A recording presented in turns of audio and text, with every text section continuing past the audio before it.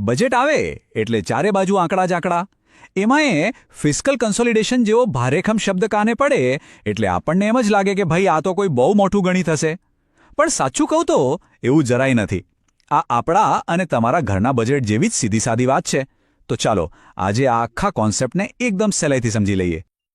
તો સવાલ એ ઊભો થાય કે આપણી સરકાર અત્યારે પોતાની આર્થિક હેલ્થ સુધારવા માટે કયો ડાયટ પ્લાન ફોલો કરી રહી છે. આપણી આખી વાતનો સેન્ટ્રલ આઈડિયા જ આ છે કે દેશનું અર્થતંત્ર જાણે કે એક ડાયટ પર છે. આ જુઓ, અહીંયા બધું એકદમ સાફ થઈ જશે. જેમ આપણા ઘરમાં આવક હોય અને સામે ખર્ચો હોય, બસ એ જ રીતે સરકાર માટે હોય છે રેવન્યુ એટલે કે મહેસૂલ અને એક્સપેન્ડિચર એટલે કે ખર્ચ. અને જ્યારે ખર્ચો આવક કરતાં વધી જાય તો શું થાય?